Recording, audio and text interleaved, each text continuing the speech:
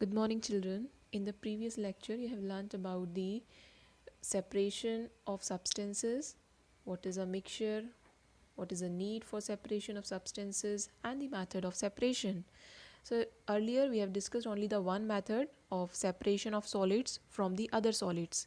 So, that method was your hand picking, sieving, threshing, and winnowing. So, today we'll continue with the methods of separation. The second method is separation of insoluble solids from the liquids. Here the solid is present in the insoluble form, and how we can separate these insoluble solids from the liquids. So we have three methods: sedimentation, decantation, and filtration. First is the sedimentation. It may not be possible to separate the components of mixture by winnowing and hand picking always, right? So there may be some lighter impurities also present in the rice or pulses, like dust or the soil particles. So how these impurities get separated from the rice before cooking? So the rice pulses, they are usually washed before cooking, and when you add the water to these, then the impurities like dust and soil particles, they get separated. And these impurities, they go into the water and they make it little muddy. So what will sink to the bottom of the vessel? It is rice or dust?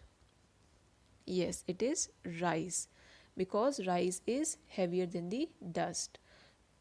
So sedimentation process is used here. So how you will define the sedimentation? It is a process in which heavier particles of an insoluble solid in a liquid settle down is called sedimentation. And the solid particles which get settled down at the bottom, they are called sediments. And the liquid which we get above the sediments, it is known as supernatant liquid. So this process is known as sedimentation.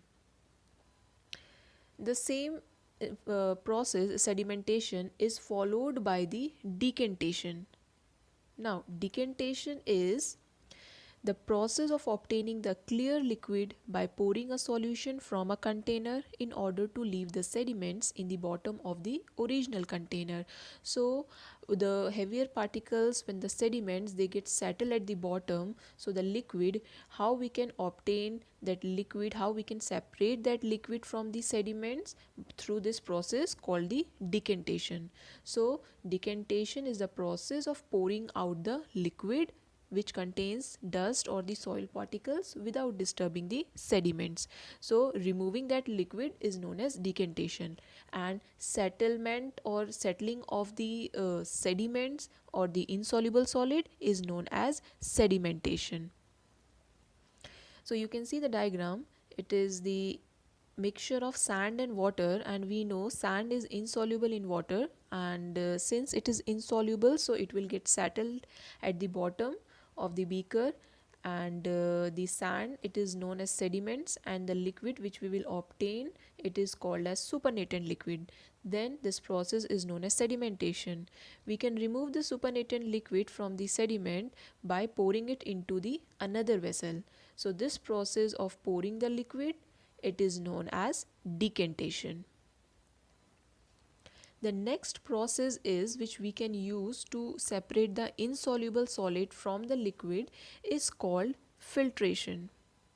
So filtration, it is the process of separating the insoluble and the suspended solids of various sizes from a liquid with the help of filter. So this process is used when the two substances, an insoluble solid and a liquid, they get separated by using a filter.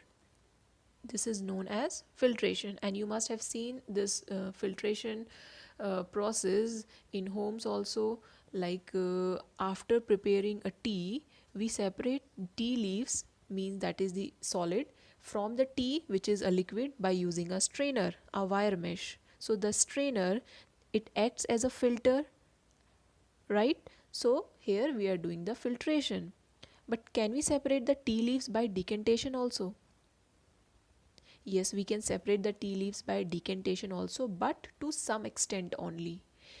Therefore, because some tea leaves will come in the cup, so we can prefer filtration. It is a better method of separation than the decantation in case of tea. Other examples that we can take is like to separate the water from a mixture of chalk and water. We can filter it easily.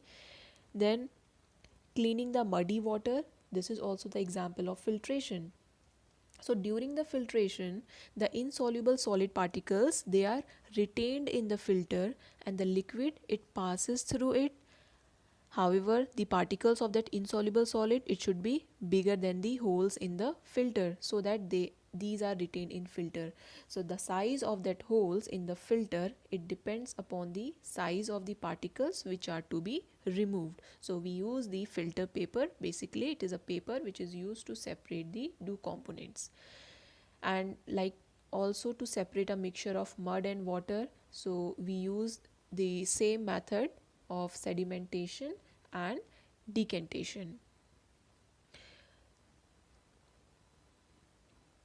See the diagram of filtration. When the mixture of sand and water is poured into this funnel where we have used this filter paper, so when it is poured into that funnel, then the sand, which is insoluble, it will remain at the bottom of that funnel, and the water, it will get filtered through that filter paper, and we will get a clear liquid in the beaker. So in that way we can filter the muddy water.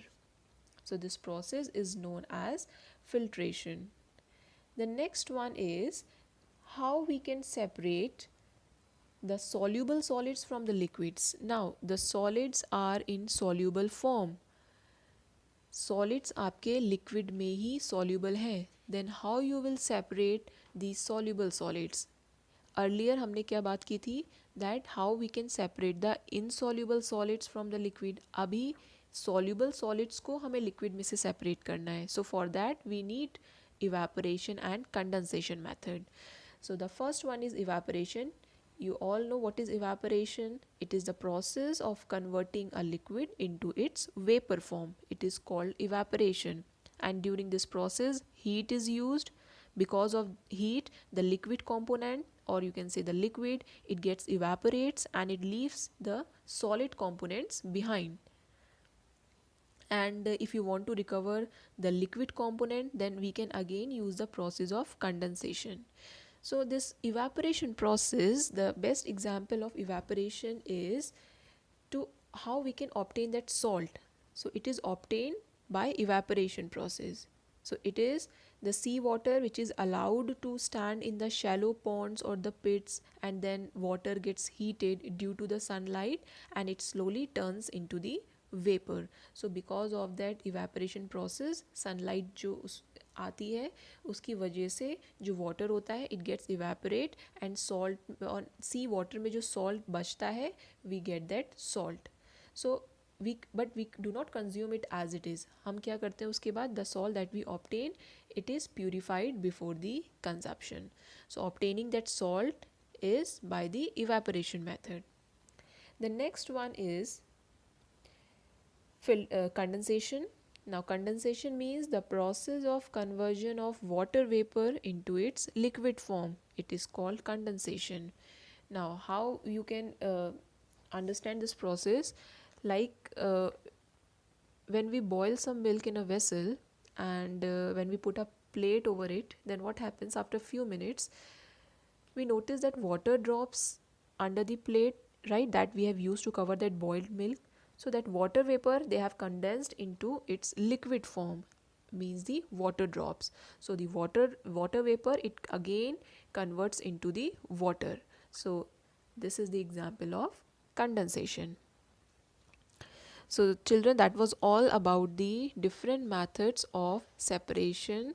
So we have discussed mainly the three methods of separation: how we can separate the solids from the other solids, then how we can separate the insoluble solids from the liquid, and the separation of soluble solids from the liquids.